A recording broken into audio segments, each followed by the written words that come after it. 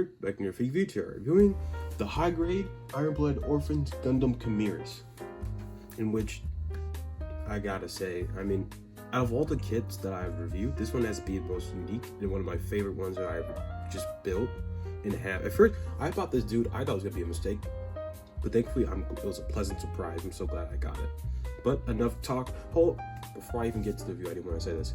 That Doom review, it's happening this Friday. I just had to postpone it because my remote kept messing up. Also, when I tried to get it, I didn't have enough money to get it, so I had to get it for free on the Xbox. Thankfully, I have Game Pass, so I had to figure out how to do a live stream on Xbox. But it's gonna happen on Friday. It's not gonna be a live stream. It's gonna be a video. Just want to let y'all know that. But let's go get to the review.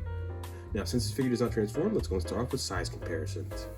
Here he is next to Coral Class Optimus, Stereo Series Bumblebee, Stereo Series Megatron, and Siege Optimus. Okay, now, let's go get to a sculpting, in which I actually panel lined him a pretty decent amount. I panel lined his little hip skirts here, the side of his legs on the side here, these back panels, and the back of his head. I probably could have paneled these little bits here, but I didn't end up doing it. Top of his chest is panel lined. These little side bits are panel lined. I don't know if I paneled the back too. Yeah, I did panel the back.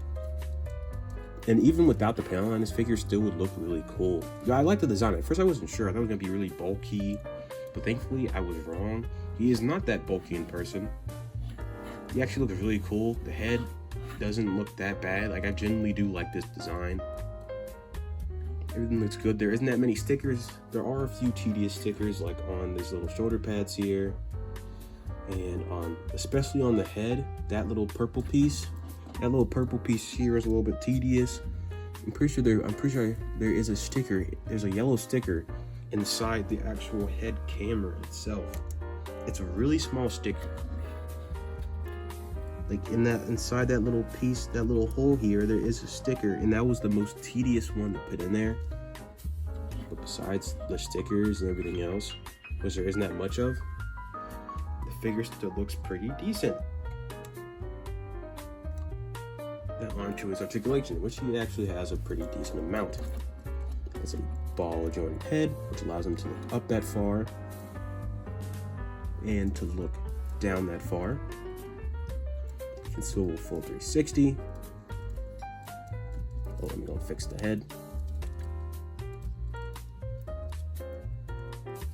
Okay, I'm just gonna take the head off. Technical difficulties. There we go. His arms are on ball joints. Can swivel full 360. There also is a hinge joint. Allows it to go up that far. Well, don't utilize that, and yeah, utilize only that hinge joint. It goes up that far. Utilize the actual hinge joint on the shoulder. It goes up that far. A little bit. Oh, that piece can come off.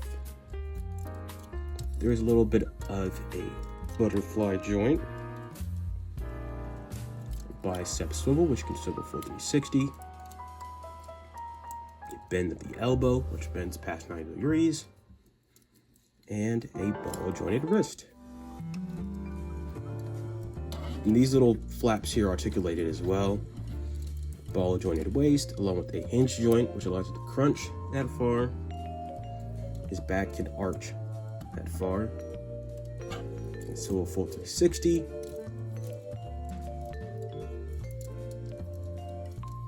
His legs are on swivels, and also there is like a peg and a swivel, like the regular type of joint you see on these Iron-Blooded Orphans kits.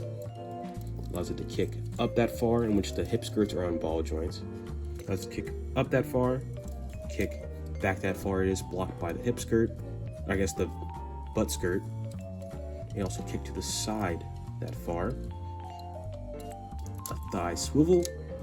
It cannot swivel full. It can't swivel the full 360, but if you turn it that way, it can. A double bend at the knee. And a really good ankle pivot. And there also is a toe bend.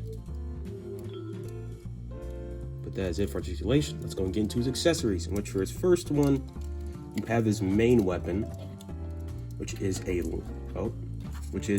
lance, a giant lance. which you're gonna have to I'm gonna take off his hand. It's in 2 pieces, just unpeg the white piece. And there is a peg on here, a peg hole in the actual hand itself. You can just peg in to that. See if I can find it. Or is there not? There is, but I'm trying to find it. Oh, there it is. Boom. And you peg the hand back up. You don't have to peg it in, but it'd probably be a better idea for you to peg it in because it'll be more sturdy that way. And he is holding his giant lance, which you can actually get him in some pretty decent poses with. Pretty cool. And he also has another weapon that actually can store on the figure itself. It actually is storing right now, actually. Just take this little blade off, fold it out, and here you have a sort of, I'm not going to call it a combat knife, because it really isn't a knife, but it's like a combat sword, sort of. Yeah, it's a combat sword. I'm going to call it a combat sword. It probably has a name in the anime, but I have not seen the season where this dude's from. I've only seen the first season of IBO, so I don't really know if this is called a combat sword or not. It's more called a progressive knife. Probably not, but you never know. And for his last accessory, which isn't, it's kind of inbuilt. It's like an inbuilt accessory. You can lift up these little panels here.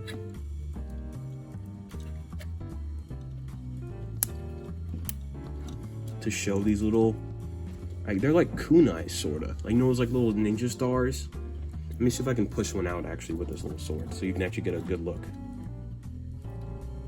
I might not actually be able to. Well, there we go. They're supposed to shoot out these little kunais. Little kunai blades. Little kunai knives. Which actually is pretty cool. I'll put that back in there. You can't like actually shoot them out, but I guess in the anime it does that, which I'm pretty sure that's what happens.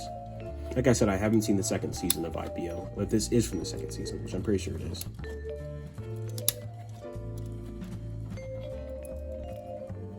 That is mainly it for accessories. Overall, this is actually a pretty decent, this is actually a really good model kit. I'm not gonna say decent, just a really good model kit. If you're a model kit builder and you have not built this one, I suggest you get it. It's only like 16 bucks on Amazon right now. And I got mine for like, I'm not sure, I got it at a random, I'm not gonna say random store. They have a lot of good model kits there. I forgot what it's called, but it's a pretty cool place. Oh, hold up, before I end the review, I forgot one special detail. You can open up the legs, fold the feet down. That's actually why that is actually there. And you have a sort of fold down these little parts, those little jets here.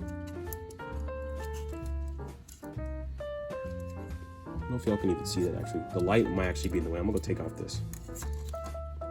There are little jets here, jet boosters.